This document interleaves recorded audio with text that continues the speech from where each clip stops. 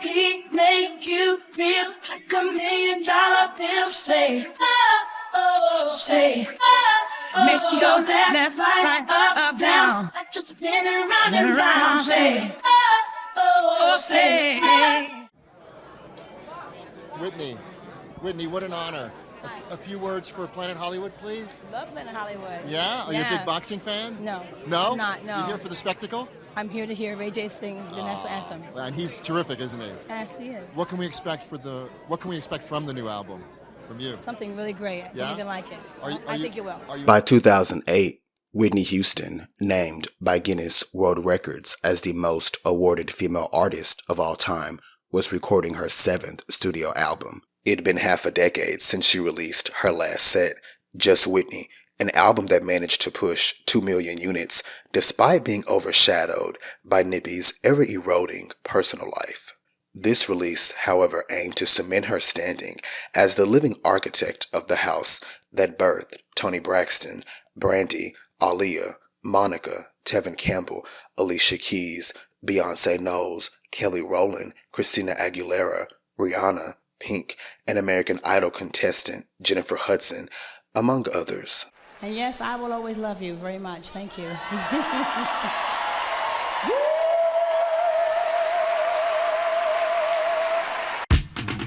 Whitney, you said you were ready to move to an island when Clive called. Of having been in the industry and making all those great records and talked about all the time and all the hoopla and all of the, the hullabaloo and stuff, I kind of got tired of it. It basically came down to a lot of the old school writers and producers, that I took to very well. I don't feel like it's a comeback. I just feel like I came back to sing. Coming through some things of adversity and getting through it was the clincher for me. I'm humbled by the fact that people wanted to be a part of the album.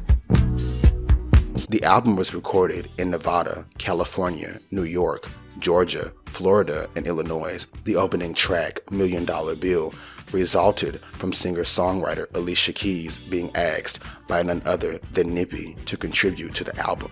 When she performed at the show, one of your parties, the year before last, I kind of looked at her, and it was when she had Everything's Gonna Be All Right record out, and it was the only record that came on the radio that inspired me. That like that kind of thing, and it was like it made me feel good and happy. And I thought, God, she's on the label, with Papa here and with Daddy here, and I thought, I got to get to know her. You know what I'm saying? I wanted to have camaraderie. I walked over to her just off the cuff, and I said, "Hey, do you think you can produce me?" She said, "Yeah, I think I can." And we talked about how I felt and everything. She came up with the song, $1 Million Bill. It's off right off the, and I said, wow, incredible. And at that point in time, when I got into the studio with her and I heard the song, I was like, wow. Now it's coming together. I feel it. I can feel it. The song was produced by Keys and Swiss Beats. Harvey Mason Jr. co-produced 6 tracks. The second track, Nothing But Love, which was written by Fernando Garibay, Fran Gold, Keisha Livingston, and Nathaniel Hill, with further production by Dan Garibay. The fourth track, I Look to You, which was written by Robert Kelly for Whitney way back in '96, with further production from Christopher Tricky Stewart and Emmanuel K. The fifth track, Like I Never Left, which featured Akon, Whitney, Akon, Giorgio Tuinfort, and Claude Kelly wrote the track, with Akon and Giorgio providing further production. The sixth track, a cover of a track made famous by Leon Russell and Donny Hathaway, A Song for You, written by Leon Russell and co-produced by Stargate. The eighth track, Worth It, which was written by Jonte Austin and Eric Hudson, with Hudson also co-producing the track. And the final track, Salute, which was written by Robert Kelly, with Robert also co-producing the track. The third track was written by Jonna Austin, Tor Eric Hermansen, Mikael S. Erickson, and produced by Stargate. Track 7, I Didn't Know My Own Strength, was written by Diane Warren and produced by David Foster. In January, the weekend before the inauguration of the first Black U.S. president, Nippy appeared at the BET Honors, where she was a presenter.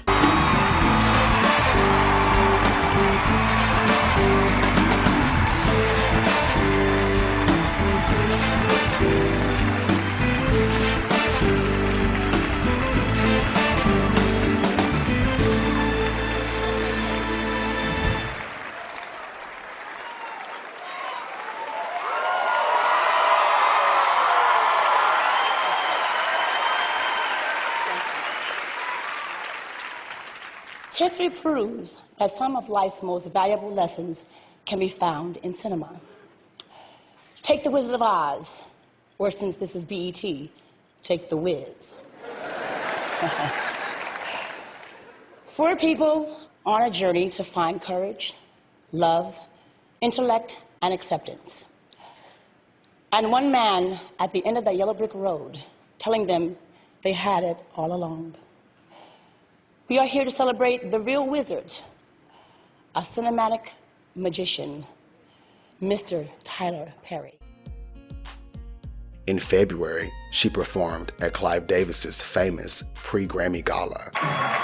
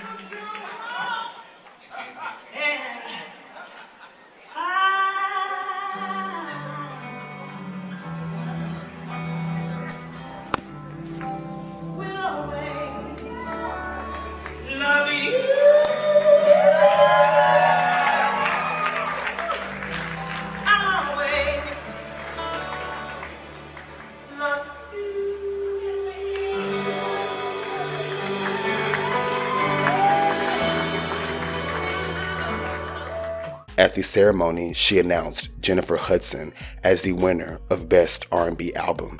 Unbeknownst to the millions at home watching the live broadcast, this would be her last appearance at the ceremony, and I Look to You would be her final studio effort. For that moment in time, however, Nippy was back in her rightful spot as every woman. God bless you. Thank you. Thank you so much. Thanks, Bono. I knew I should have worn my boots. It's so great to be here. These are the nominees for Best R&B Album. Now, before I open the envelope, I want to acknowledge the man who last night was honored with the Recording Academy's Industry Icon Award, a man I consider to be my industry father, a visionary executive, a great man of music. Please, Mr. Clive Davis.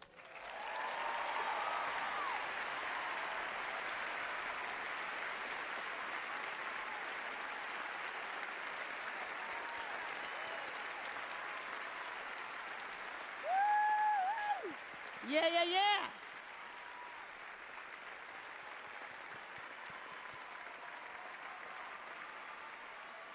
Congratulations, Clive. I love you so dearly. Okay. And now, the Grammy for Best R&B Album goes to Jennifer Hudson. In April, Vibe magazine reported the lead single was confirmed to be I Didn't Know My Own Strength. 5 months later, Whitney was in London at the Mandarin Oriental Hotel hosting a listening party for her new album, wearing a tantalizingly tight Dolce & Gabbana cheetah print number. Clive, who is back in the fold thanks to becoming the head of RCA Music, which was over Arista, would throw another listening party in New York, one which was attended by anybody who was somebody, with the guests ranging from Halle Berry to Jane Fonda. Most of the album was played in full, with the diverse A-list audience reacting by lavishing Houston with a standing ovation. I had other plans about 3 years ago to live on this little island and, open a fruit stand and do my little quiet thing and raise my baby and call it a day. But I got this call from Clive, and he said, "Well, no, it's not what you're gonna do." And then I would go to the market, and I would go, and people would say, "When are you coming back out? We want to hear you again. When are you gonna sing again? You're gonna sing again." And this is from me to all of you. Thank you all for coming. You overwhelmed me. God bless you. I hope you love it. I hope you love it. I hope you love it.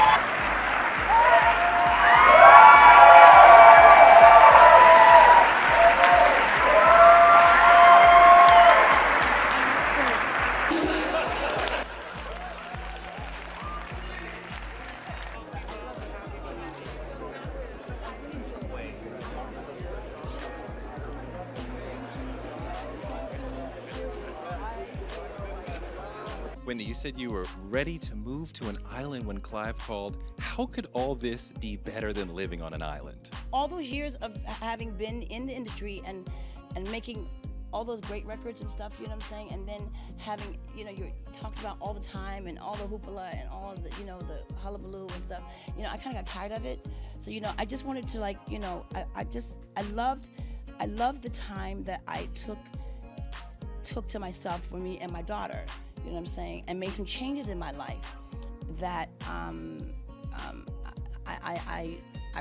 had to respect from me. You know what I'm saying? It had to be for me. Couldn't be for anybody else.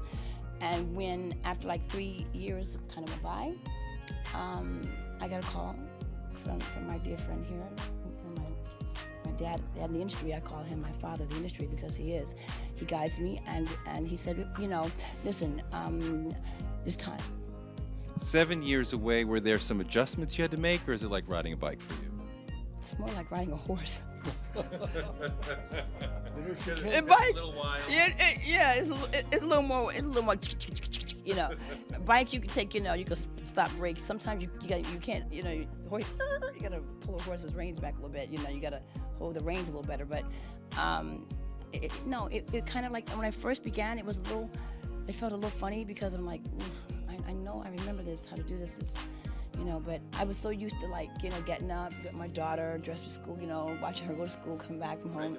Yeah, that's my thing.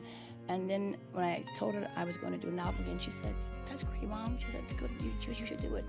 I said, "You think I got it in me to do it?" kind of thing. She was like, "Yeah, come on, Mom. You still got it. There was also a listening party held in Los Angeles. Wendy Williams, who famously interviewed Nippy in 2003, was eager to have her appear on her television show. Child, she even had fans printed with Whitney's photograph and the word fan on display, both by her and her studio audience. Hi, Whitney. And how you doing? And hopefully you'll make this one of the stops, and one of the many stops when your album comes out. The album was slated for a September 1st release date, which would deem it ineligible for nominations at the 52nd Grammy Awards. Eventually, the release date was changed to August 31st. She shed light on the new project to MTV. Does the record reflect your life at all? Your struggles? Anything that's happened in the last 10 years that sort of you drew from? Sure. That's what makes it, and that makes it real. The changes that we go through, the transition that we go through, the tests that we go through, being a mother, becoming a single mother. It all had its ups and its downs, but for the most part, I kept my faith, and I kept my head up, and I took my time, and I had the blessing of watching my daughter grow from the time when a young woman is like at the age of 12 or 13, it's a detrimental years, you know, the 13, 14, 15, 16, and I had the opportunity to watch her grow and to be there for her. Before I started to say, okay, I'm going to go in the studio and do this album, and Clive called me, I said, just give me a minute, let me just get her straightened out and let me get her, you know, on the right track and let her know what I'm about to do, because she's going with me everywhere I go. She's going to be right here by my side. And when I told her I was going to, you know, embark upon a new album, she was so supportive and very much my friend. She really was. And she said, you got it, Mama, you can do it. You got it, and I'll be right there with you. So, yeah, all the you know, the triumphs and the ups and downs. I just took a break, you know, which sometimes you have to. You have to know when to slow that train down and kind of just sit back and just relax for a minute, you know what I'm saying? And kind of have a life, you know? And I hadn't really had like a life. I mean, I was, when I got married, I was the bodyguard, I was pregnant and had a baby, and the bodyguard, and I'll Always Love You was at its peak, and everything was rolling so fast. So I had this, you know, after Preacher's Wife, I just stopped the train for a minute. I just stopped it. And I just said I had to slow it down because I have a baby and I want to watch my child grow. On the 23rd, the lead promotional single was released worldwide. As hinted earlier, there was both interest and confusion about what the lead single would be. Swizz Beatz noted the potential comeback nature of $1 Million Bill, while Vibe speculated I didn't know my own strength. The actual lead single was I Look to You. Billboard magazine had this to say about the single. On the lead single from her first album in 7 years, Whitney Houston is both vulnerable and in control. The singer re-enters the spotlight with the stoic ballad about rising again after a fall from grace, with all the literal resonance that brings. The lyrics are penned by R. Kelly himself, no stranger to career downturns and revivals, and the minimalist production, which features a lone, sullen piano and soft synths, exists purely to cushion Houston's moving vocal performance. I Look to You stands firmly in the tradition of her most emotive hits, Greatest Love of All, I Will Always Love You, and signals the long-awaited return of a true diva. The song debuted on the Hot 100 at number 74 in August, her first charting single since Try It On My Own. Later that month, Arista released Whitney Houston's 7th and final album, I Look to You. Its cover photo, taken by Patrick DeMarchale, who photographed Houston for Harper's Bazaar in '96. He took shots of her in a red dress, a black and brown number, a gray top and black bottoms, a short black dress with her hair pulled back, and a glittery gown. In a 3-star review, Los Angeles Times, Ann Powers wrote, "Certain voices stand like monuments upon the landscape of 20th century pop, defining the architecture of their times, sheltering the dreams of millions, and inspiring the climbing careers of countless imitators. Whitney Houston owns one of those voices.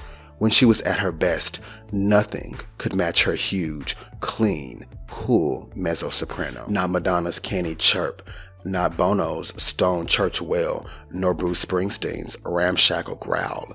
No, it was Houston who best embodied the feminine but gym-toned, black-inspired but aspirationally post-racial sound of global crossover pop. Like a Trump skyscraper, Houston the singer was as showily dominant as corporate capitalism itself. Then, like many a glorious edifice, Houston's voice fell into disrepair. Drug abuse and a rocky marriage to New Jack jerk Bobby Brown made her a tabloid staple. More tragically, for listeners at least, her excesses trashed her instrument, which age and normal wear and tear would have imperiled anyway. the pain, and frankly disgust that so many pop fans felt during Houston's decline was caused not so much by her personal distress as by her seemingly careless treatment of the national treasure that happened to reside within her. I Look to You, the singer's comeback after nearly a decade of ignominy, is a costly renovation overseen by her mentor, Clive Davis, and enacted by the best craftspeople money can buy. But there's a limit to what Houston can accomplish, and operating within limits becomes the album's overriding theme.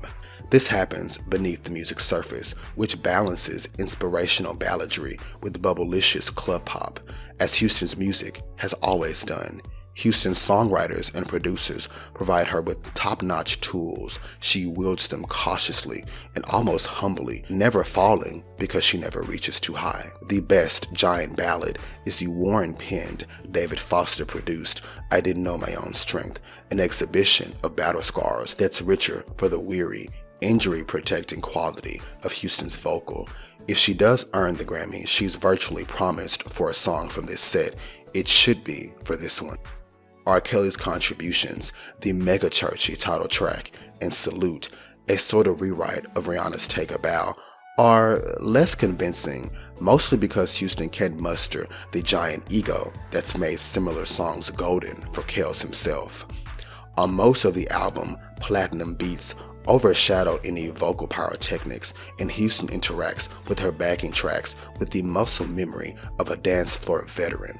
It's rewarding when she really settles into her rougher midlife tone, especially on the Donha-produced Nothing But Love, perhaps the most pugnacious thank you note ever recorded. When she aims for sweet, as in the hooky Worth It, or spirited, as on the disco fab climax of the Leon Russell cover A Song for You, she gets there with effort. But should we begrudge the fact that Whitney Houston now has to work at singing? It's all to her credit. What's hard to give up is the dream of painless perfection that the young Houston represented back in the yuppie era, when her voice sounded like the easy money that was flowing everywhere. Of course, that didn't turn out so well for anyone else either. Though I Look to You doesn't soar like the old days, it's fine to hear Houston working on her own recovery plan. The Rolling Stone wrote, "It takes a while, nearly 25 minutes, for the proverbial big Whitney Houston moment to arrive on I Look to You, the singer's 6th studio album. It's a doozy though. I Didn't Know My Own Strength is a schmaltz-swaddled ballad about spiritual hardiness in succeeding against the odds, full of gusty string orchestra crescendos and gospel piano chords. Here is the Houston you know, the gall-force balladeer whose mega hits like Greatest Love of All combined vocal pyrotechnics, self-help bromides, and a distinctly black female perspective to create a new kind of secular gospel music. Close your eyes, open your ears, and you're back in 1992. The thing is, it's 2009, and I Look to You is Houston's first album in 7 years. There is a whole Beyonce generation that knows Houston not as a vocal virtuoso with a multi-octave range, but as a tabloid fixture whose dissolution has been unfolding in public for years now. I Look to You has been billed as Houston's comeback, and it's not much of a stretch to read I Didn't Know My Own Strength as the album's autobiographical centerpiece. But interestingly, this Clegg-lit moment is the exception on the new album. I Look to You spends little time looking back.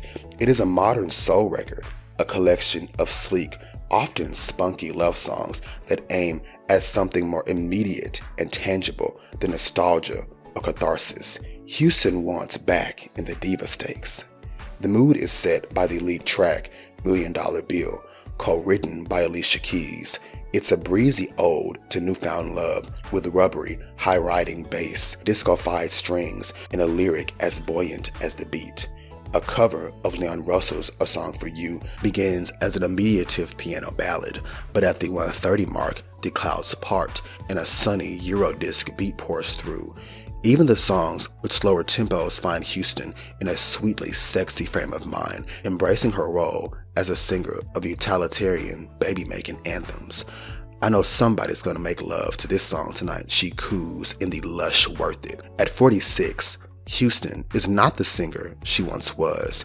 Time and hard living have shaved some of the notes off that amazing range. The clear, bright voice that dominated radio has given way to a huskier tone, less powerful, but more sultry.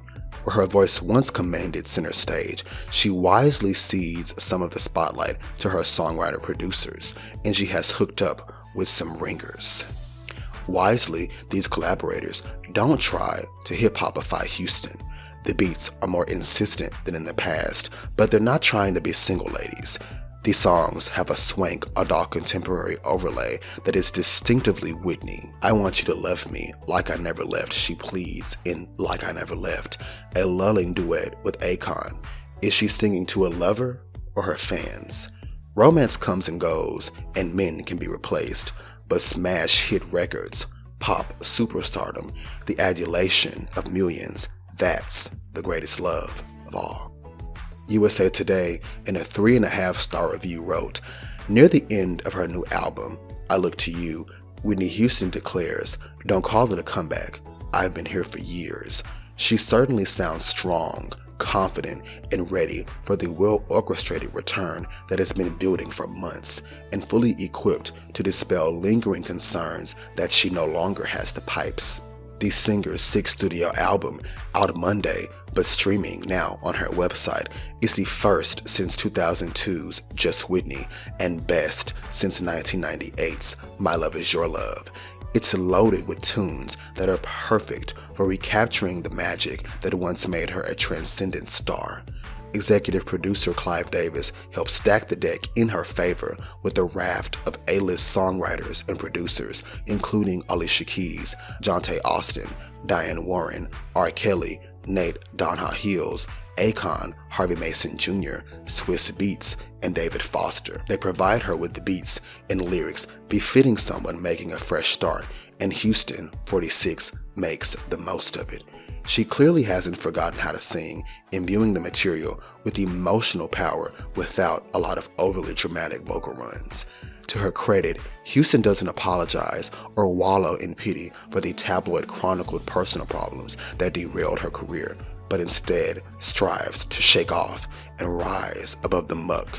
On several occasions, she addresses her troubles but finds the inner resolve to overcome them. This is not a woman crying about her bad luck, but one who fell hard, pulled herself up, and discovered she wasn't as fragile as she may have thought. And though she never mentions ex-husband Bobby Brown by name, the Kelly-written closing kiss-off salute surely could be aimed in his direction. Returning to her classic sound, Houston should have no trouble reconnecting with those longtime fans who will always love her. Whether her more contemporary collaborators can help her engage a new generation of fans and radio programmers remains to be seen, but she can hope, at least, that fans will feel as she does on her duet with Akon and react like I Never Left. Slant Magazine's review read, in part, Whitney was still in a relatively fine voice on her last studio album, 2002's Just Whitney, but despite the easy, breezy nature of the songs, there was a sinking feeling that things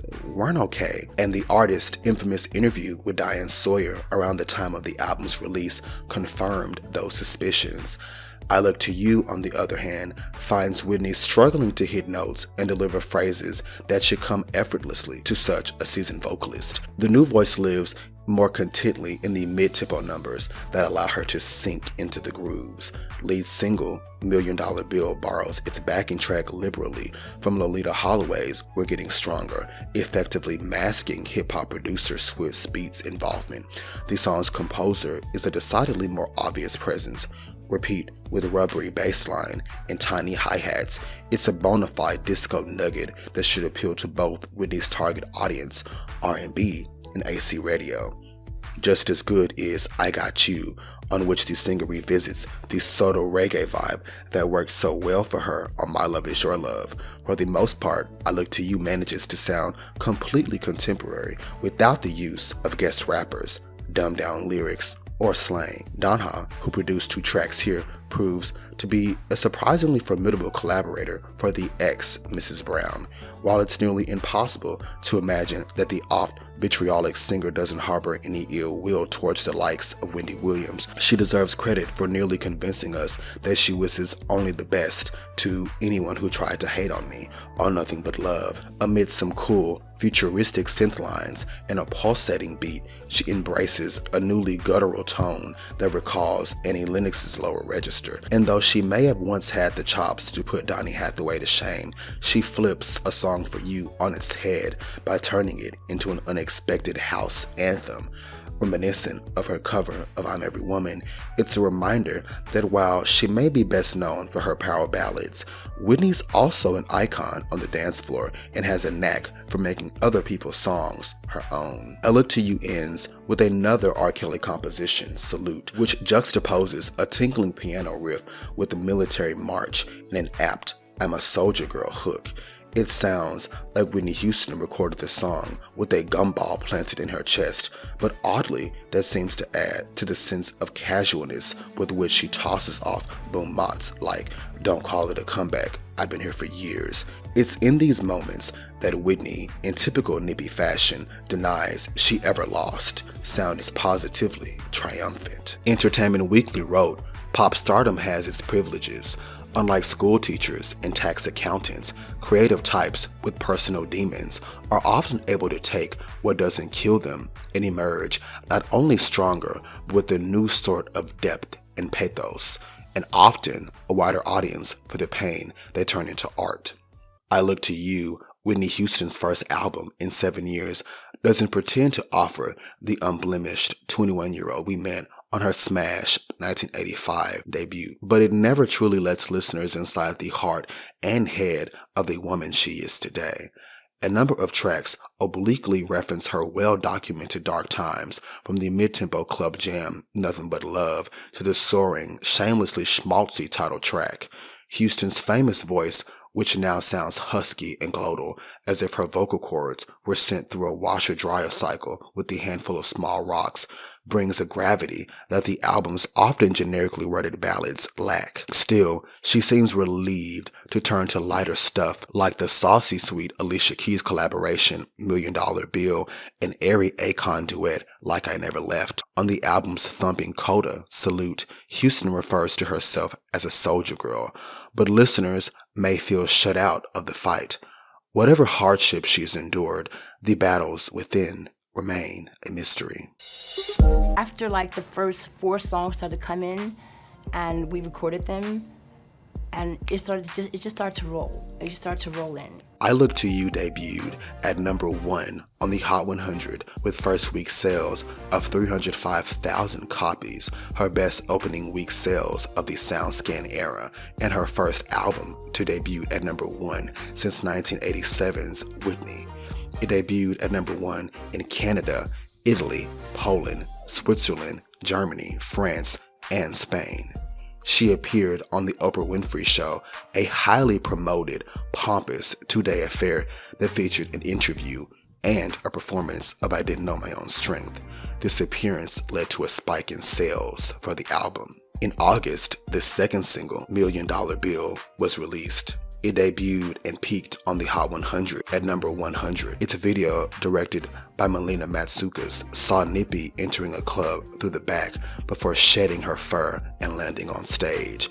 There was also shots of her in a glittery number with money all around her honey and in a tight pink Michael Kors dress. In September, the video for I Look to You was released and featured Nippy in a white, flowing gown, warmly lit, with shots of her working both that wig and that dress. She performed on GMA that month as well. And the first song is going to be a song written by Alicia Keys for the woman she idolizes. It's called $1 Million Bill from the new album, I Look to You. There's nothing to say except stand up, stand back. It's Whitney Houston.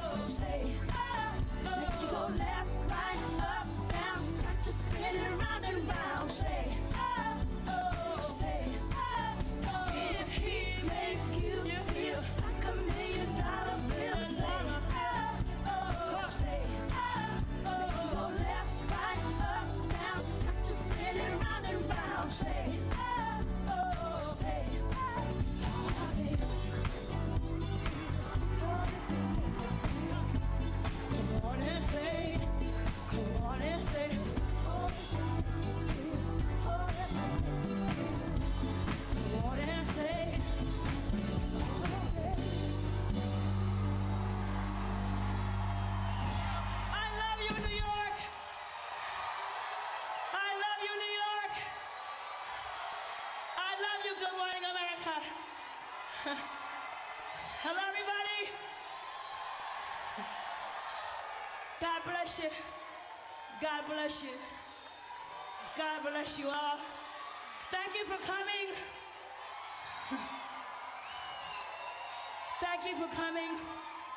You're making me feel so good. You're making me feel so good. I love you back. I love you more.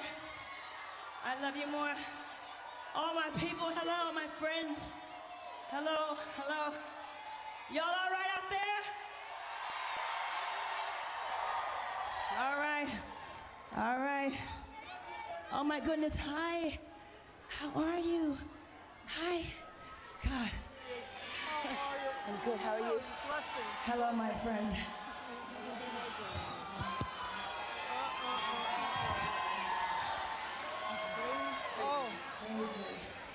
This is one of my dearest friends is right here next to me. And we haven't met, but you're now my friend too. Yeah, yeah. You never left. You never left. You could see the love. You could see the love here from everybody that has come out. I'm so and just wanting to welcome you back. What has it meant for you to be back here on stage? You know, I'm overwhelmed. The love, the support, your prayers mean so much to me. And I love you all for coming, just saying hello to me and telling me you love me like I love you back. I never left. I never left. Yeah. I've got to tell everybody, you know, an interview with Oprah is going to be on. Yes. A week from Monday, a Yes. long interview. You've got to tune in and watch it. But for the two of us, we go back a long way. We do. 7 years ago, That's right. That's looking right. in each other's eyes. That's right. It was That's a very different world then. Yes, it was. It was. Yes, it was. I was worried for you. Well, don't be worried anymore. If you know God, then don't be worried. I was going to ask, what was it in those 7 years that brought you right here today? My faith. My faith. The love and support of my family, which I do have. Yeah, that's basically what it is. Support of friends. People that really care about you in the good and the bad and in different times. Yeah. I look to matters. you, and I look to you is you. Yes, it means a lot. I look to you is about them. All of you all.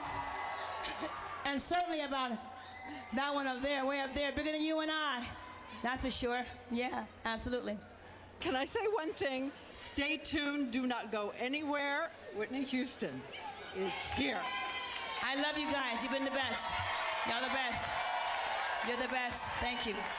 Thank you so much. Thank y'all.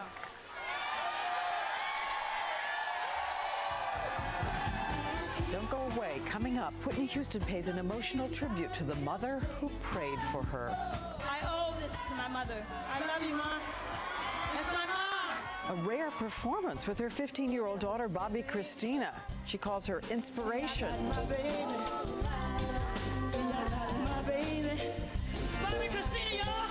And a surprise for the crowd, 2 of her biggest hits. Good Morning America's Summer Concert Series is presented by Walgreens. Once more, one of her classic hits. It's Whitney Houston. Hey, I'm gonna do something extra for you, okay? This is from me to you. It's from me to you.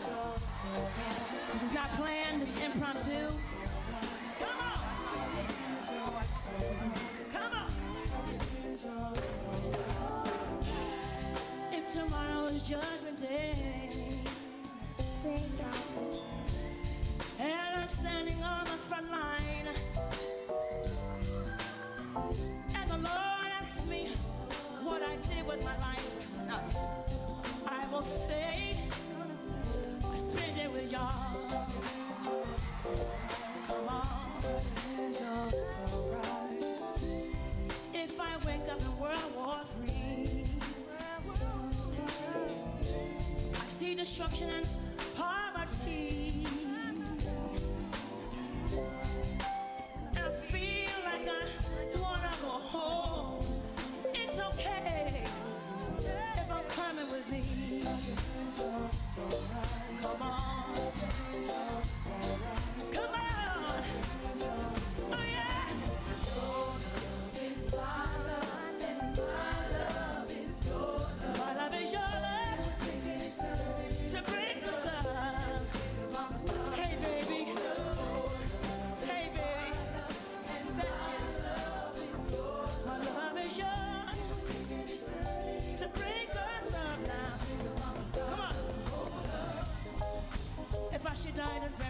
stay.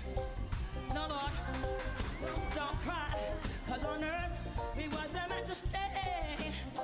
Oh, Lord, no matter what people say, I'll be waiting for you at Judgment Day. Your love is my love. My love is your love. Break the sun now. Oh, come on. My love is your love. Break the sun now. If you're with me, baby. If you're with me, baby. If you're with me, baby. See, I got my baby. See, I got my baby. Can you give me a mic now? Can you give me a mic, y'all? That's my nephew. All my family's here today, y'all.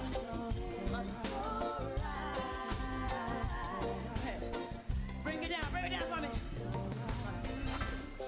Don't do it. If you're with me, Clap your hands. turn her up, y'all, turn her up. Come on, George, turn her up. Clap your hands. Come on. Clap your hands. Come on. Clap your hands. If you're with me, baby. If you're with me, baby. If you're with me, baby. If you're with me, baby. If you're with me, baby. See, I got my baby.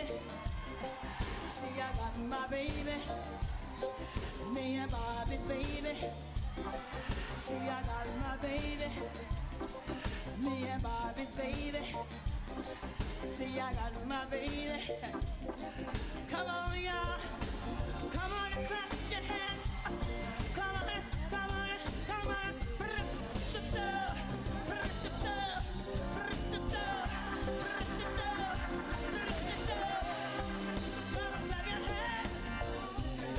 Come on and clap your hands. Bobby, Christina, y'all. If you're with me, baby. If you're with me. If you're with me.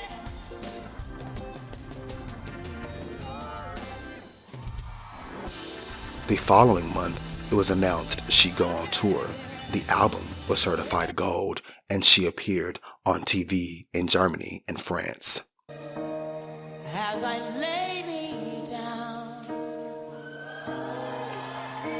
heaven hear me now. I'm lost without a cause. After giving it my all, winter storms have come and darkened my sun. After all that I've been through, who on earth can I turn to? I look to you.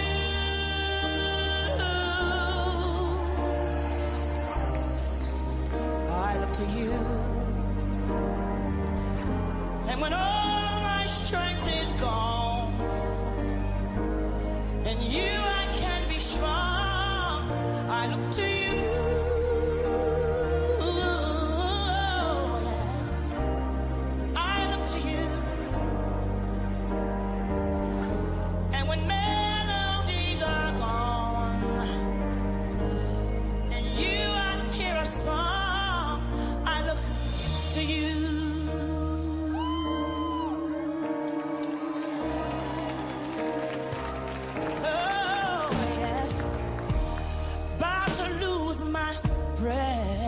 Lord, there was no more fighting left, sinking to rise no more, searching for that open door.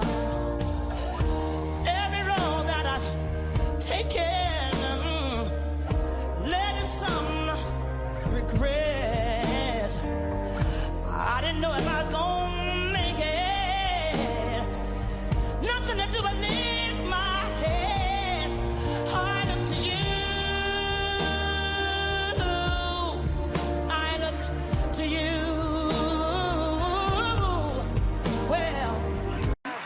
Yes, hello. Yeah. I love you back. All right. Feels good to be back. Yes, it does. Schön, dass Sie wieder da ist. Wir machen das so ein bisschen Englisch-Deutsch. My English is definitely not perfect, but I look to you. Is this good English? Because I thought is I look up to you or I look at you. I look to you. That's called. Ja, auf dich. Name of the record. Auf dich, ich schaue auf dich. So who is you? Is this a specific person? You, it could be Du. you within yourself.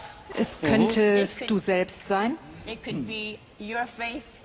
Es könnte dein Glaube God. sein, dein Glaube an Gott. It could be someone you love. Es könnte jemand sein, den du liebst. Something that you believe strongly in. Etwas, an das du ganz fest glaubst. It stands for all those things that you strongly believe in. Das repräsentiert alles, an das man fest glaubt. For me, it was just my faith Für mich ist es mein Glaube and my belief that, und meine you Überzeugung. can't find it anywhere else. Wenn man es nirgendwo anders findet, That's for me. das gilt für mich. Und wer hat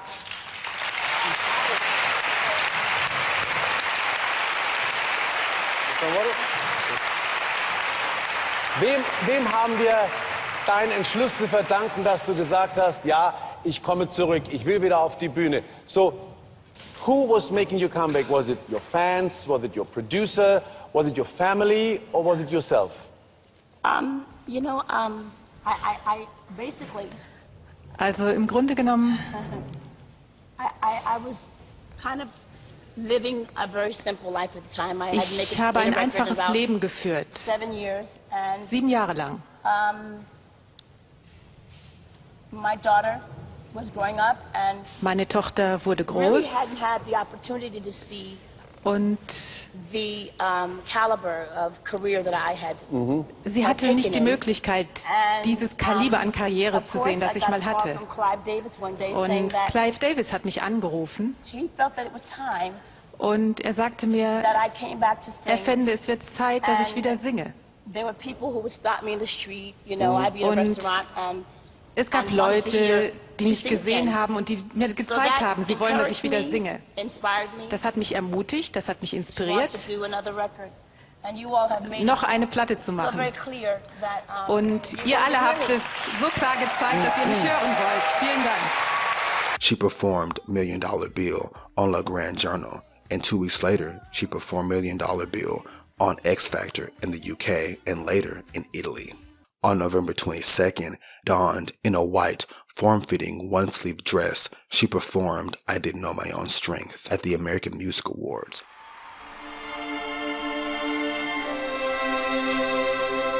Ooh, yeah.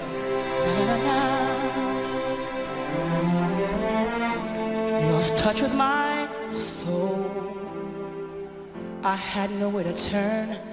I had nowhere to go. Lost sight of my dream. Thought it would be the end of me.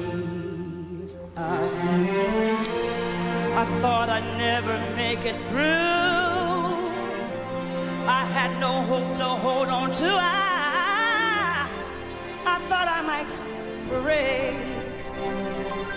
Didn't know my own strength. I crashed down, stumbled, but I did not crumble. I got through all the pain. Didn't know my own strength. Survived my darkest hour.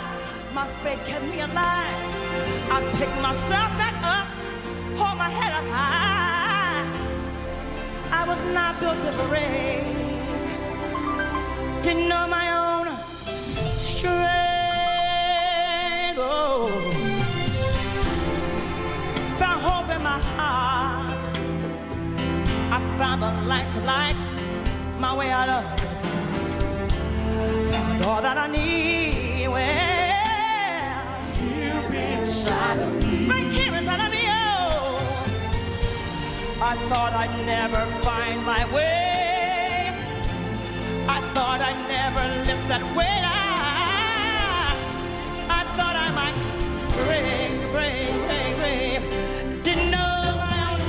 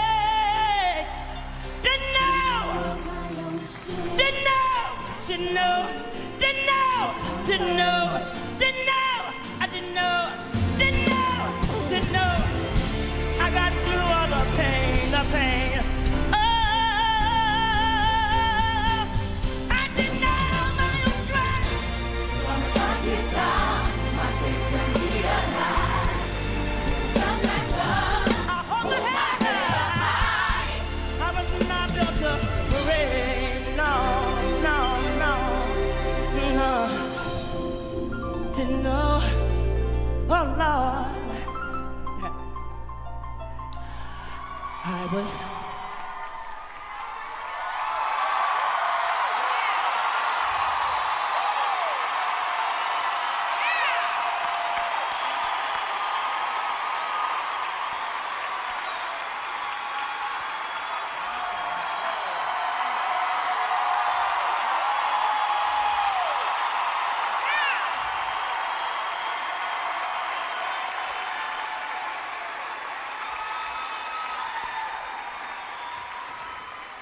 y'all, I was not built to break.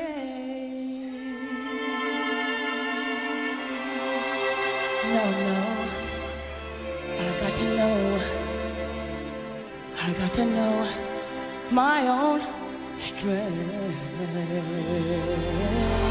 Oh, yes I did. Oh, thank you. I love you. Nippy was awarded the International Artist Award. Allow me to read the inscription on this award.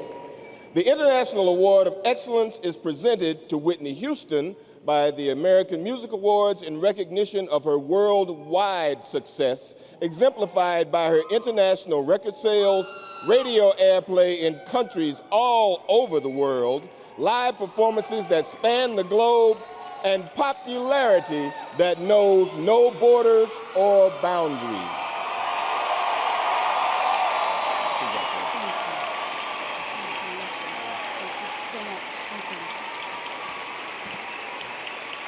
Thank you so much.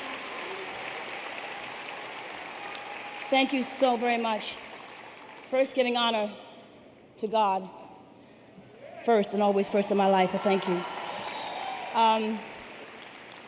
Thank you, American Music Awards, Dick Clark. Thank you to my daughter. I love you dearly. Patricia, I love you. To my mama, Clive, Arista, to thy fans, everybody who supported me and loved me and stayed by me.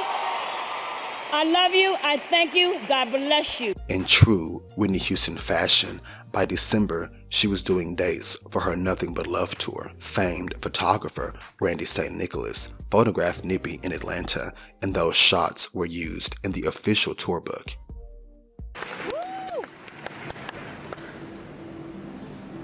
A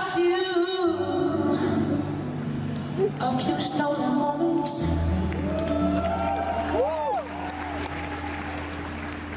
Is all that we share.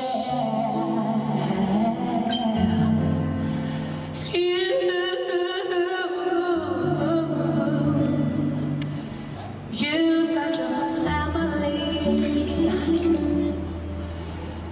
and they need you there. Though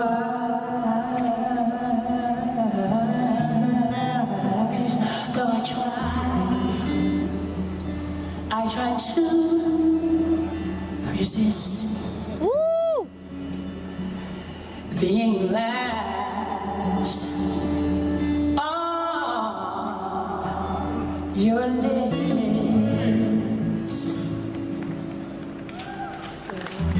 But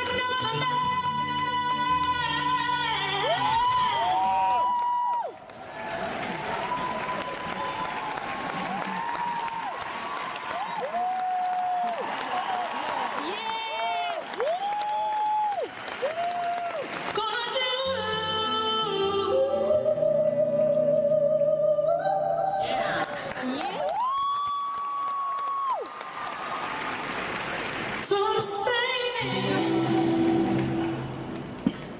saving all my love.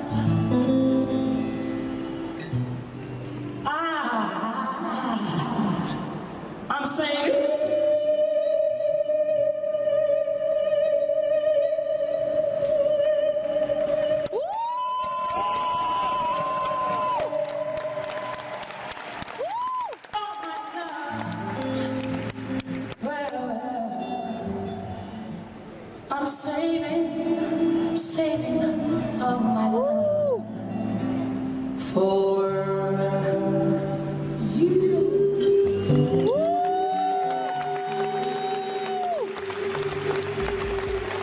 The album was certified platinum for 1 million units sold.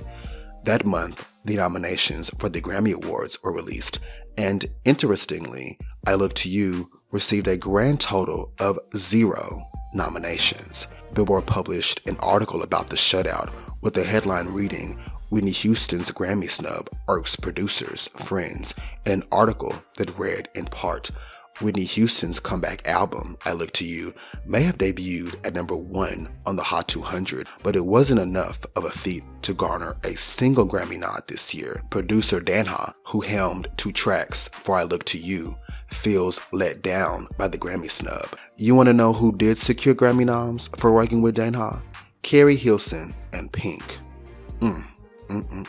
The tour kicked off in Moscow on December 9th, a soft opening, before she ventured to South Korea in 2010 to perform at the Olympic Gymnastics Arena. Whitney Houston had a glorious career until she suffered a spectacular downfall. As her drug use spiraled out of control, her life, her family, everything fell apart. But now she is back. Her new album, I Look to You, is a major hit, and she is touring the world. I caught up with Whitney after her first show in Moscow. Whitney, lovely to talk to you again. Big night tonight, huh?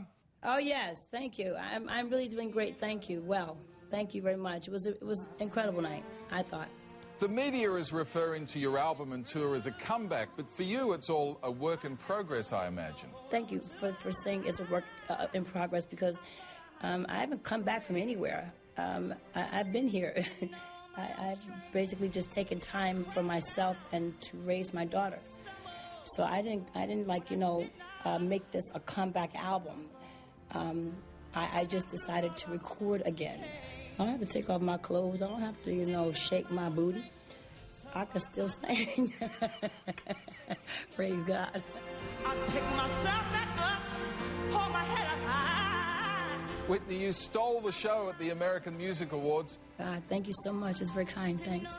Showing all those young kids how to do it, huh?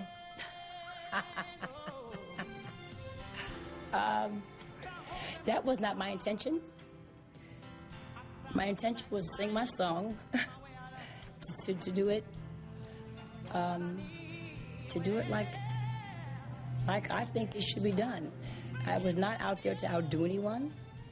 It was not to steal the show, And my mother always says God decides who writes the symphonies and who sings them, You've been through tough times, Whitney. What advice do you give to people who look up to you as something of By a role mid-February, she was in Brisbane, Australia. Take time out for you. I'd given my life for the last 18, 19, 20 years now to the music industry. And it was time for me to take time out for me. And I was just glad that I did that. I'm not invincible. I'm human. And as life goes through its changes, so will you.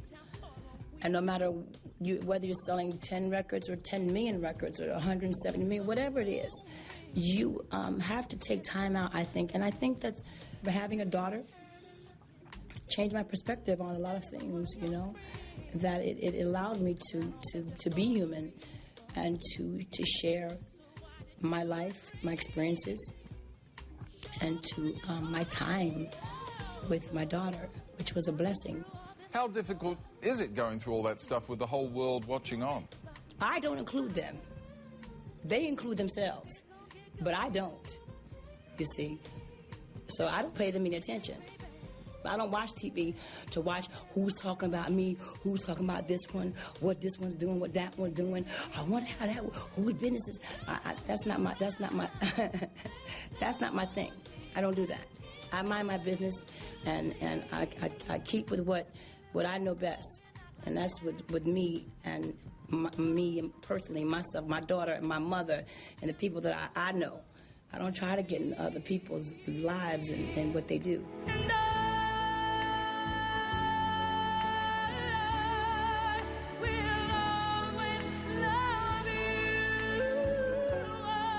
Another big question for you, Whitney. We played The Bodyguard here on the network on Friday night. When are you going to make another movie?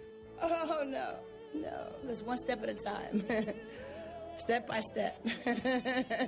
I'm being asked this a lot lately, and I'm getting a lot of people asking me to do certain things, but I'm pretty comfortable where I'm at right now. I'm going to take my time with that.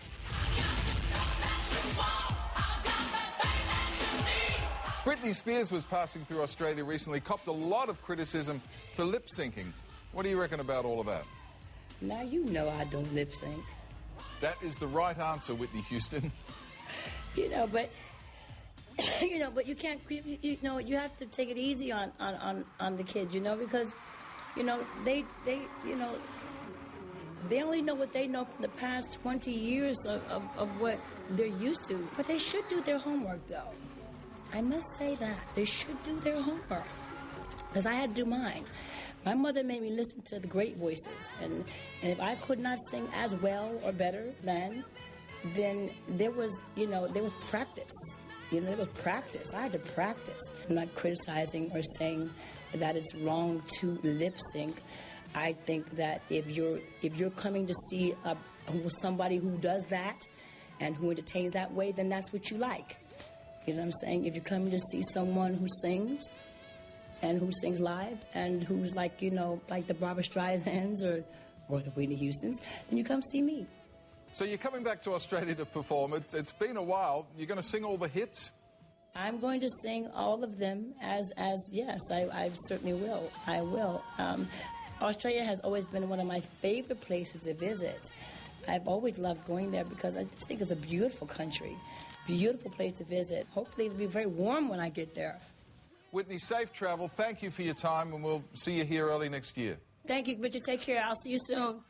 If I told you that I love you, what would you say? If I told you that I need you, what would you say? If I told you that I want you, what would you say?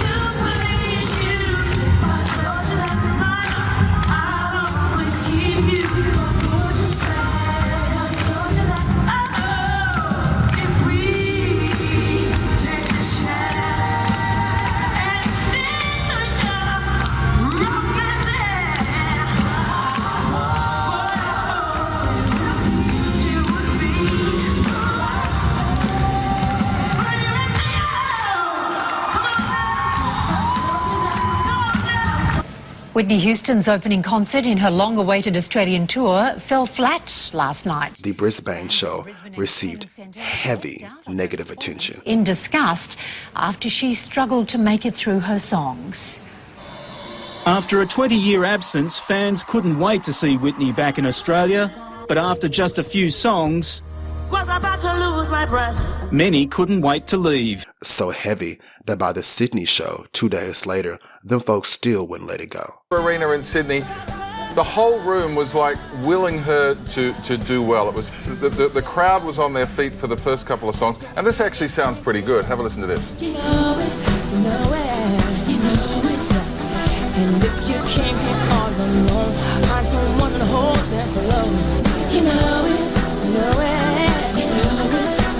So throw your hands up there, and baby, let me see you stand. You're not seeing the crowd there, but let me tell you, they were all standing. They were throwing their hands up. There was a lot of joy in the room. People really excited to see Whitney back in Australia, back performing, and her die-hard fans, you know what, loved every moment of the show. It was such a polarizing show. As I walked out last night, there were people saying to me, tell everybody it was fantastic, and other people saying, oh, gee whiz, pity that she can't hit the high notes. Let me just tell you this about Whitney. You know when you go to a karaoke bar or something, or someone goes on Idol and tries to sing a Whitney Houston song, and you go, please don't, no one sings Whitney like Whitney. The sad thing is, Whitney can't sing Whitney like Whitney anymore.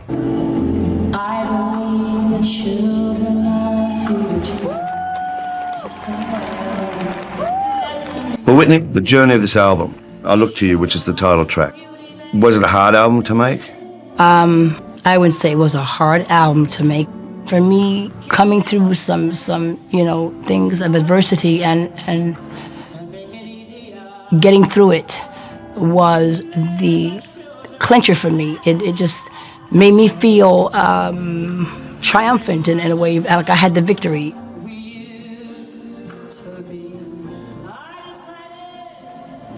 Does it feel good to be back as a performer? I don't feel like it's a comeback. I just feel like I came back to sing.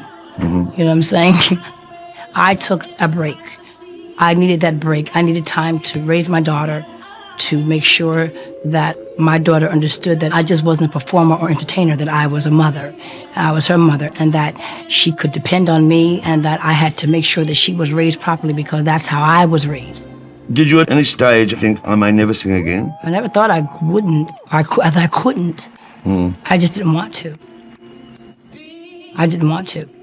I had made up my mind that I had lived the life of fame and fortune and being in the, tabloids all the time.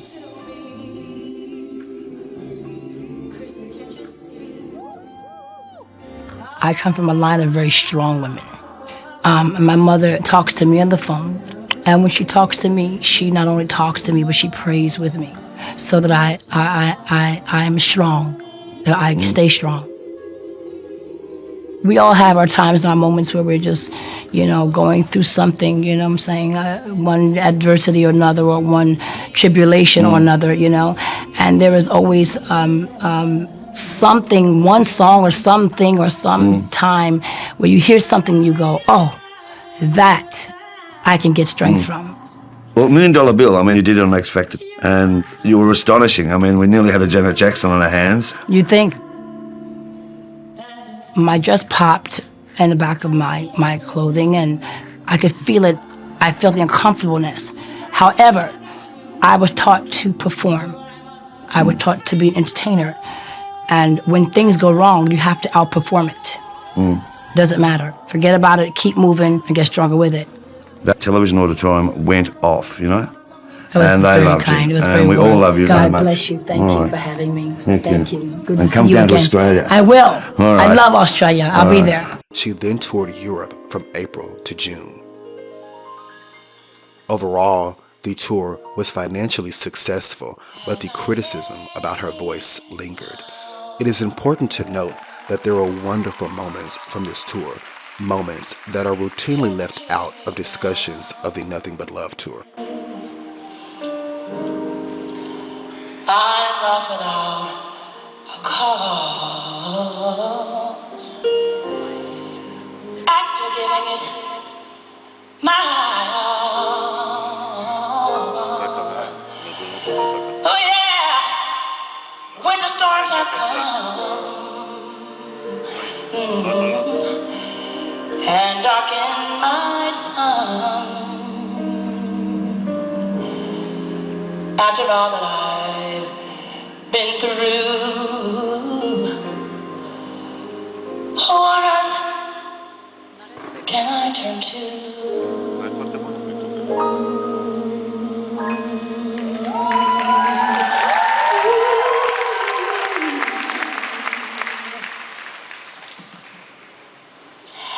I look to you,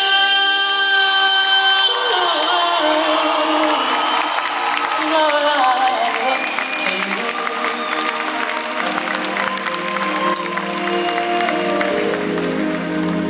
When my strength seems to be gone, and you I could be strong, I look to you.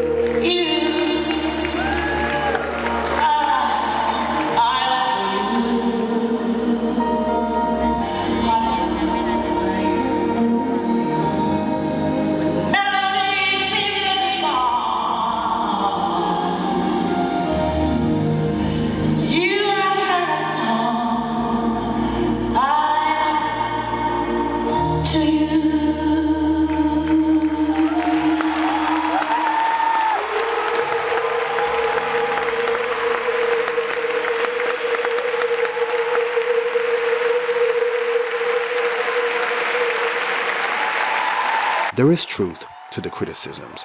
Her voice had changed, but as a master vocalist with access to a vocal coach, the voice was still there.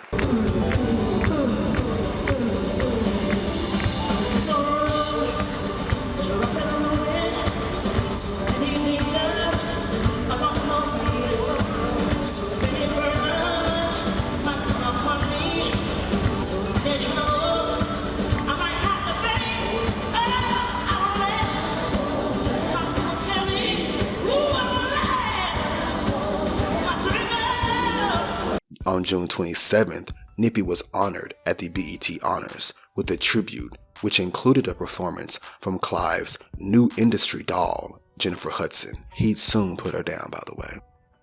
In December, she performed at BET's Celebration of Gospel with Kim Burrell.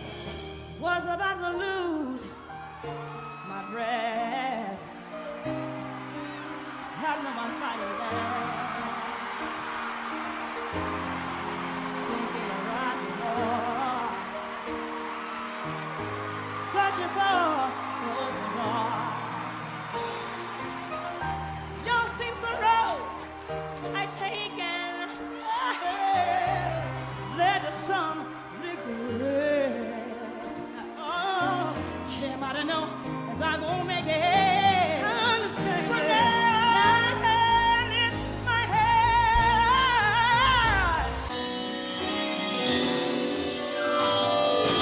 If you see me walking down the street and I start to cry, each time you walk on by.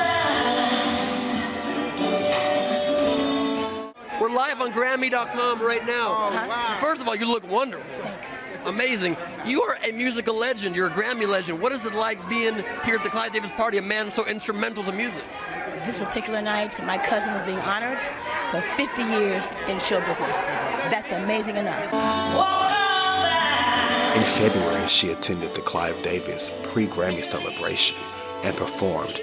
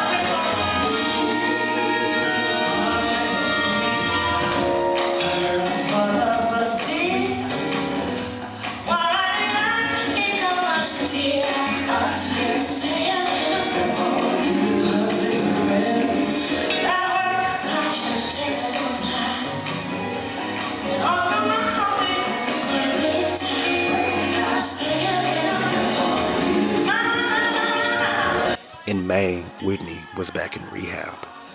In October, production began on Brown House Productions' remake of the 1976 black classic, Sparkle. Nippy played Emma, the stern mother of three vocally gifted sisters who defy her orders not to sing secular music. Jordan Sparks played the titular role, which was intended for Aaliyah Hawt. What's it been like taking the responsibility of this movie that means so much to so many people, you know? God has his own time. I have to put it in that perspective because 13 years ago, Aaliyah was to play this part. She was our Sparkle, and she was absolutely perfect for it. She wanted it, and she was preparing for it, and we were going to do this thing, and Warner Brothers had the project, and we were just all down with it, and just happened.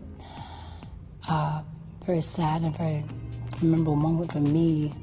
I remember just crying fiercely and profusely, and I just looked up and I was like, oh my God. And it wasn't even about Sparkle, it was just the whole happening, you know what I'm saying? And I was going to meet with her that next week before that tragedy, and we were going to get into it, and music and the whole thing, and just kind of, you know, just, that was a question, who's our Sparkle? Who's our Sparkle?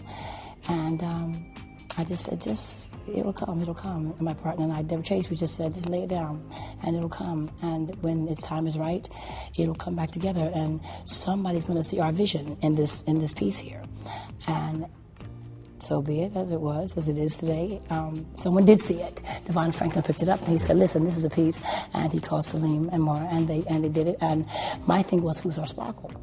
Who's our Sparkle? And Salim came to me and said, well, look at Jordan Sparks. And I just remember Jordan from Idol. I remember her, that clear and that beautiful voice that she has, that clarity. And I just said, yeah, you're right, she's our Sparkle. And she is truly embraced the role and doing such a marvelous job and just putting herself into it, and just, her voice is gorgeous, and she's just really just perfect. Absolutely perfect. I've always wanted to do acting. I did a lot of drama club and community theater in school, and then I did Broadway last fall, so I definitely got bit by the acting bug. So it kind of fell into my lap, and it's perfect for me as a first movie. And then I'm also, you know, one of the principals, so it's definitely a lot of pressure. She is raising her daughters in a religious atmosphere. Back in the 60s, the late 60s. She is a church-going woman. She loves the Lord. She loves singing gospel, and that is her thing, and she raises her daughters in that fashion. They are the three most warm and loving and supportive young women that I've come across in a long time, not only in beauty, but inside. They're really beautiful people. I have really come to be like their mother in a sense, you know what I'm saying? I give mom hugs on the set, you know, and they're just, I don't know, they were just perfect for this project, just absolutely perfect. Being born and raised in the gospel community, coming from a family of gospel singers, it was not new to me to sing gospel or to sing with a choir. It is very natural to me. In some ways more natural than popular music, because it's where I'm rooted, is where my foundation is. So it wasn't a new adventure, it was just coming back home. After 15 years, welcome back to the big screen. Thank you very much. How does it feel? Any apprehension about taking on this film role for the first time in over a decade? I know, right? Yeah. Let me first just say that my cast, the director, from hair to makeup, everybody has been so kind and so welcoming. I feel honored, I feel humbled that I am able to still do what I do. Yeah. And it just is fun, actually. It's going to be, I think everybody's going to love this film. Yeah. I do. I think it's going to be a loved film. Well, I was talking to my friend Deborah Martin Chase, who you guys have a long history together. Yes, we do. And she was telling me that you all started this process over a decade ago. Yes. It was a long time ago. Tell me how you first got involved with it. Okay. I mentioned Sparkle to Deborah. We talked about it. I mentioned to her that it was a film that I loved as a young girl. You used to watch it at the theaters all the time, right? At the Ormont Theater in East Orange, New Jersey. And how many times have you seen it? Countless. A number of times. And my friends and I would go every Saturday to the matinee, which was at 12 o'clock, and then we'd come back at 4 o'clock. Yeah. They played like 3 times on Saturday. And we'd watch it for like 3 months straight. Wow. And it was just, for us, it was just invigorating. It was just knowing that we could fulfill our dreams. We could be glamorous. We could be, you know. It was like our generation's dream girls, wouldn't you say? It was for us. Yeah. Although I had the opportunity to I'm from New Jersey, so New York, New Jersey was where I basically learned a lot of what I do. And I would go to the theater, same thing with Dream Girls, on Saturday, on Wow. Wednesday and Saturday, they had double matinee. Yeah. And I go and I watch them for months. Just Wow. watch them on stage, live. Right. No movies, live. Jennifer Wow. Holliday, Loretta Devine, and of course. Amazing. Yeah, yeah. And Aaliyah was supposed to be Yes. in the movie. This was her movie. This was her movie. When we brought it to her, she was so enthusiastic about it, and she wanted it to do it so badly. Wow. She was our sparkle. Wow. Yes. Unfortunately, it just didn't go that way. Right. I put it down. I said my sparkle is gone to a better place, and Wow. we just left it alone. And years later, 2 months ago, 4 months, 5 months ago, we took this film and we gave it to Sony. Sony wanted it. Yeah. And a kind gentleman named Yvonne Franklin, who's head of Sony over there now with pictures. Yeah. And he saw life in it. He saw that in Sparkle and called us, and we couldn't believe it. I was like, are you Wow. serious? Yeah. They want Sparkle? Are you serious? But wait, at that point, did you say, okay, I want to play the mom? I want to play... No, I wasn't. I was going to produce the film. And that's it. With Deborah and sing maybe a couple of tracks, you know. What convinced you to actually take this role? Well, after, I have an 18-year-old daughter. Yeah. When it was suggested that I play the mother. You're like, yeah, I don't know how I feel about that. Three girls, mother. One's enough. I felt it. I felt it. I felt the role. I felt the love a woman has for her children in the 60s, late 60s, right. Trying to keep her family together, single mother. Yeah. Hi. I just felt that passion for it, Yeah. you know. And when it was suggested that I play the mother, I said, okay, I think I could do this. Okay, tell me the truth. Did you ever watch American Idol when Jordan was on? I did not. Okay. Okay. No, I did not. Uh-huh. I knew that Jordan Sparks, there was a Jordan Sparks, and Yeah. she had taken the place. Right. Okay, she won. But no, I did not see the actual performance now. So, this is her first movie. Wow. Yeah. And you've taken on this motherly role with her, right? Yes. On set. Yes. What is it like? What is it like working with her? Well, I can remember me doing The Bodyguard, my first movie. I was petrified. I'm working with Kevin Costner, the hottest star in Hollywood. You know what I'm saying? Just won the Academy for Dances with Wolves. I was petrified. I put him off for 2 years. Like, no. I am a singer. This is what I do. Right. This is not something I really, you know, my ambition is not to be a movie star. I even told my agent, I said, I don't want to be a movie star. And she'd say, you might not be able to help it. You know what I'm saying? And things like that, you know. I just know that there is, you know, some sort of, you know, trepidation, you know what I'm saying? And there's some, I'm nervous, Yes, you know? and she's not only in her first movie, she's in her first movie with Whitney Houston. I know. But you know what? Jordan has it down. Does she? Trust me. Jordan has it down. Because you know how She intimidating that could be. Oh, you're going to be opposite Whitney Houston. Yeah, but we don't want it to be an intimidating film. We want it to be something that we feel the love for, you know Yes. what I'm saying? So every now and then I go over and I give her mommy hugs, you know what I'm saying? You really? Give mommy hugs, yeah. Yeah, because I think the vibe that we set behind the scenes Yes. is what you'll see on screen. Right. Which is most really important. Right. And It the is. guys on the set so far have said they get a free concert because you guys walk around the set We sing singing. all day. You yeah. sing all day, we right? We do. Jordan's got it. She's got it. I mean, she really does. Her voice is an angel's voice. Is it? And yeah, and she's very good at this part. You're going to be totally amazed. She's Right. amazing. She really is. Right. Your fan base is so huge, and they've been with you throughout the years. Thank you. What? Yeah. Yeah.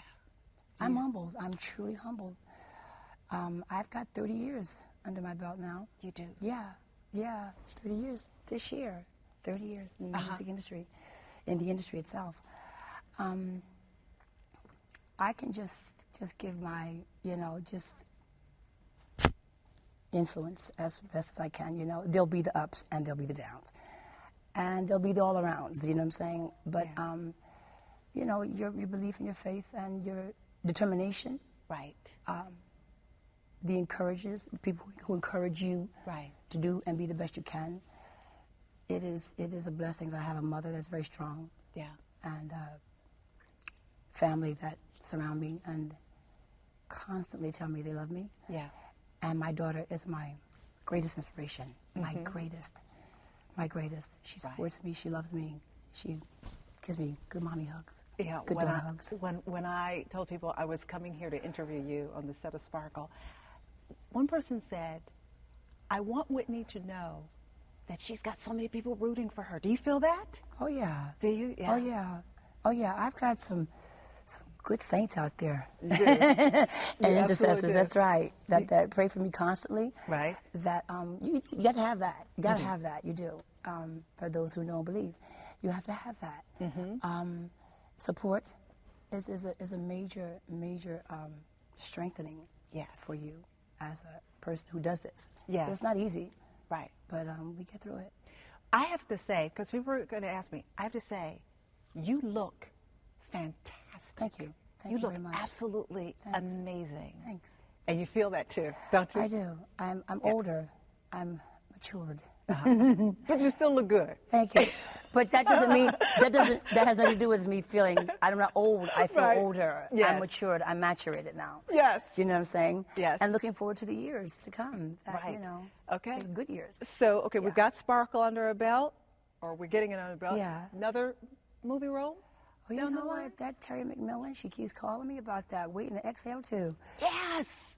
Oh my God, that would be great. That would be great. That would be so fantastic. Please do it. Please do it. Please. Okay, we're going through it. You know, it's I guess it's inevitable. If my three other friends, my three ladies, yes, Loretta say Devine, yes, Loretta and Angela Bassett and Layla Vachon. I think they're all in. I'm just settling down, just getting this under my belt, and once I finish with this, I'm not going to say no. Of course you can't say no.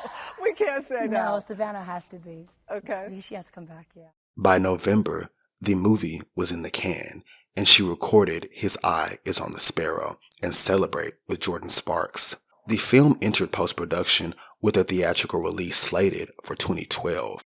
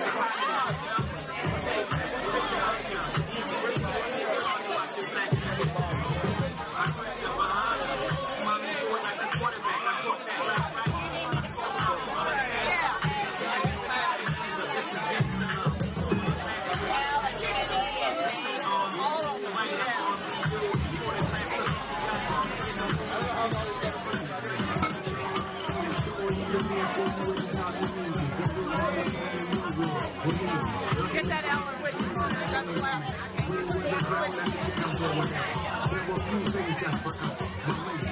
one.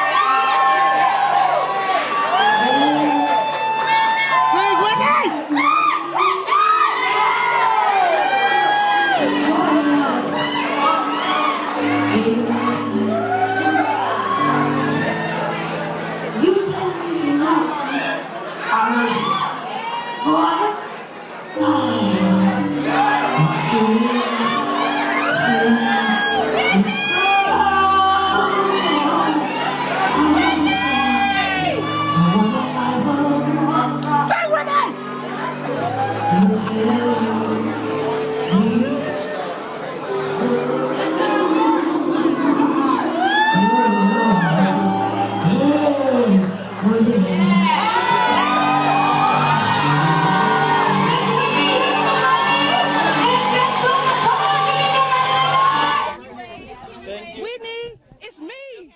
It's me. It's me. It's me. My friend. You're my friend. My friend. My friend. Friend Maddie. I know. Friend, I love you. What are you doing? I'm gonna give a shout out. Hi. How y'all doing? She was to attend Clive Davis's Pre-Grammy Gala on February 11th. Checked into the Beverly Hilton, she sent her assistant to fetch her cupcakes while she bathed. I promise you. I'm just waiting for you to call me. I got you. When the assistant returned, Whitney Elizabeth Houston, the voice, Sissy's baby, every woman had accidentally drowned. Attempts at resuscitation proved unsuccessful. The superstar was dead at 48.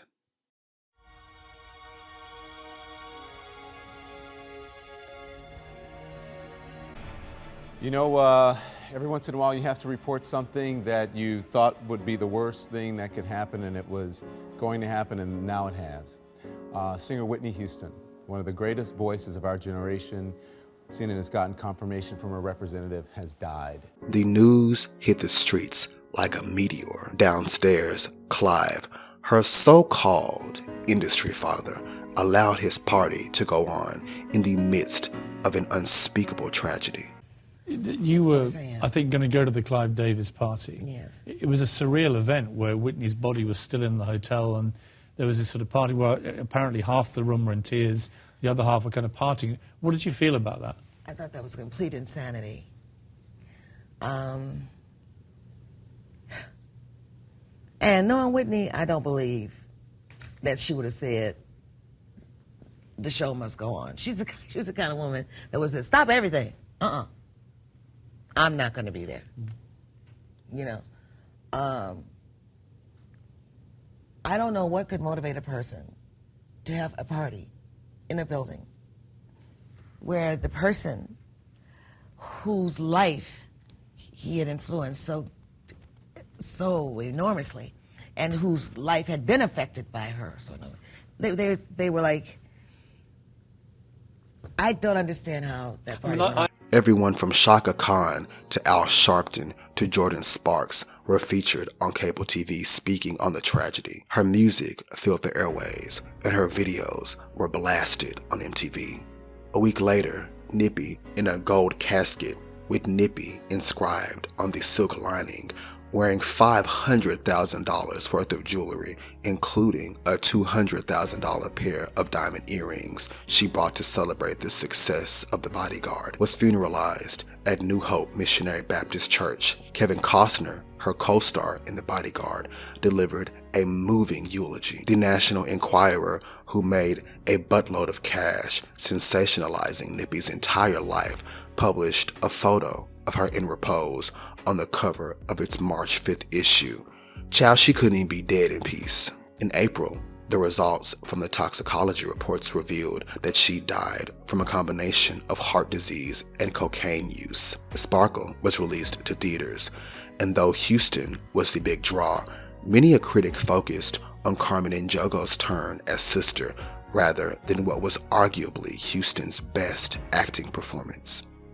Whitney left this world a legend. 7 studio albums, 6 Grammys, over 200 million records sold. Her place in music history was secured. Every woman indeed. Thanks for watching.